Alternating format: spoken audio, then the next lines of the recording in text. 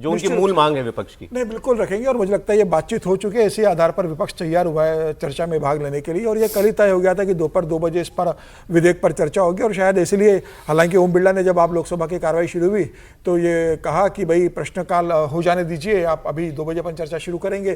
कृषि मंत्री शिवराज सिंह चौहान बोलना चाहते हैं प्रश्न के उत्तर में, लेकिन विपक्ष ने हंगामा किया तो सीधे आधे घंटे या 1 घंटे के लिए उन्होंने स्थगित नहीं किया, सीधे 2 घंटे के लिए स्थगित कर दिया 2 बजे तक, क्योंकि ओम बिरला समझ गए थे कि अब सदन 2 बजे तक चलेगा नहीं, अब सीधे चर्चा होगी, तो सीधे 2 बजे तक कर लिया गया है।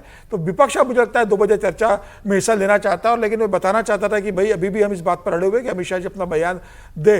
अमित शाह जी देंगे, 13 तारीख सत्र चलने वाला है, और जब अमित शाह बोलने आएंगे तो पूरी तैयारी के साथ आएंगे, और मुझे लगता है कि फिर वो सारे धागे खोलेंगे। फिर ऐसा नहीं है कि उसे इस मामले में बोलेंगे इसके पीछे कौन लोग थे, क्या हुआ।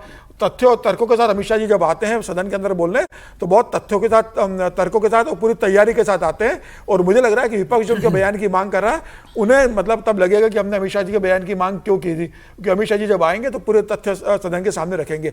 फिलहाल इस बात पर सहमति बन गई, हालांकि राज्यसभा में अभी सहमति कोई बहुत बनी नहीं थी बिल को लेकर, कि वहां पर भी एक बिल आने वाला था। लेकिन यह है कि अब चर्चा शुरू होगी, और स्पीकर ने कहा है कि अगर 6 घंटे का समय अलॉट किया है, 6 घंटे का समय कम पड़ेगा। वो हाउस में बहुत समय बैठते हैं, बिल्कुल हमेशा रहते हैं, आज भी रहने वाले हैं, वहां पर आएंगे। तो अगर वो हाउस में आ जाए तो मुझे लगता है कि ये नहीं, निश्चित रूप से आएंगे, वो निश्चित रूप से आएंगे, और वो जब बोलेंगे तो तथ्यों और तर्कों के साथ बोलेंगे। फिलहाल ये कि 6 घंटे का समय अलॉट किया था, और स्पीकर ने कहा है कि अगर ज्यादा होगा तो समय भी वो तो प्रॉब्लम ही नहीं है, हमारे तो रात को 12-12 बजे तक, बिल्कुल तो अब चर्चा होगी, और विपक्ष अपनी सारी मांगे हार गए। संशोधन उन्होंने कहा है लाने के लिए। सरकार क्यों चाहती है कि चर्चा हो जाए? सरकार को ये लगता है कि एक बार चर्चा शुरू हो जाएगी तो नॉर्मल सी दिखेगी। भाई सड़क पर हो गया मामला शांत, अब पार्लियामेंट भी एक बार चर्चा शुरू हो जाती है तो फिर उसके बाद वो मामला फिर आगे बढ़ जाता है। तो सरकार की कोशिश तो यह कि जल्द से जल्द स्थिति सामान्य सी दिखाई देने लगे। ऑपोजिशन वही जितनी देर तक उसको वो अभी गतिरोध की मुद्रा में रखेगा, उसको लगता है कि हमारा मैसेज जो है वो कन्वे हो रहा है। वैसे आज एनडीए के संसदीय दल की मीटिंग भी हुई थी, मंगल मिलन के नाम से ये मीटिंग होती है, और पहली बार nationalist citizens party of India NCPI, जिसमें टीएमसी वाले सब चले गए थे छोड़ करके, वो सारे लोग उसमें शामिल भी हुए थे। इसको लेकर के टीएमसी जो ममता गुट है उसकी तरफ से एतराज भी जताया गया है। इसमें सुदीप बंदोपाध्याय, काकोली घोष समेत पार्टी के सारे सांसद बैठक में मौजूद थे, और फ्रंट रो में बैठी हुई थी काकोली घोष, तो इससे पता लगता है कि उनको कितनी तरजीह दी जा रही है। और प्रधानमंत्री नरेंद्र मोदी ने लेकिन आज इस मीटिंग को संबोधित नहीं किया।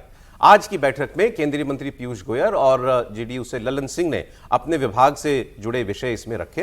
पीयूष गोयल ने बैठक में बताया कि फ्री ट्रेड एग्रीमेंट मतलब एफटीए से कैसे देश को फायदा होगा, और ये भी उन्होंने जानकारी दी कि किसानों के हितों को सरकार किसी भी रूप में सुरक्षित रखेगी, और ये सब समझ रखकर ही, सामने रखकर ही एफटीए किए जा रहे हैं। लेकिन प्राइम मिनिस्टर आज जो है इस विषय के ऊपर नहीं बोले हैं, क्योंकि पूरा इस जेनजी आंदोलन के दौरान सारी मैसेजिंग अभी तक प्रधानमंत्री के द्वारा ही की जा रही है, तो ऐसा लग रहा था कि आज भी वो कोई संदेश देंगे, लेकिन आज ऐसा नहीं हुआ।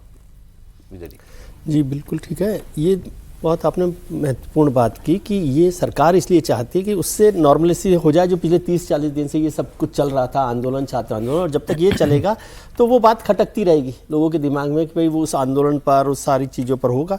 एक बार हाउस चालू हो जाए तो वो बात खत्म होगी, बिल पर चर्चा शुरू हो जाएगी।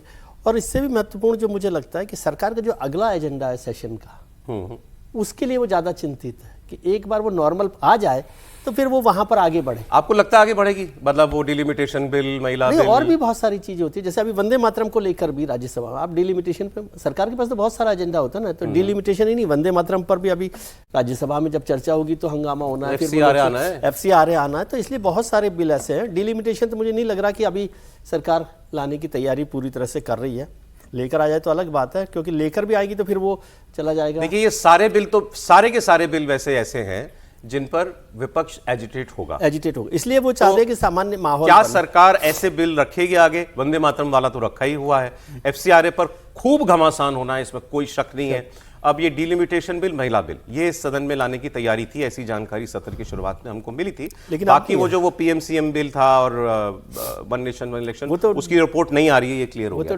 वो ड्रॉप हो गया। तो और ये भी मुझे संभावना कम लग रही है डिलिमिटेशन बिल की, क्योंकि डिलिमिटेशन बिल लाने के लिए बहुत लंबी तैयारी की जरूरत पड़ेगी सरकार को, कि पहले एक माहौल बना जाए, पहले बैठक की जाए सब लोगों के साथ, वो बिल नहीं आएगा। लेकिन और जो बिल है वो भी आसानी से पास होने वाले बिल नहीं है। तो सरकार चाहती है कि एक माहौल नॉर्मल हो जाए, उस पर काम हो। हाँ, आज ये था कि एनडीए की बैठक में, जो पार्लियामेंट्री पार्टी की बैठक है, उसमें प्रधानमंत्री जी कुछ कहेंगे और बताएंगे कि इस पूरा जो अपडेट क्या है, उस पर कोई चर्चा नहीं हुई। ये प्रधानमंत्री जी ने तय किया होगा। आमतौर पर वो पार्लियामेंट्री पार्टी की बैठक में बोलते ही हैं, दिशा निर्देश भी देते हैं।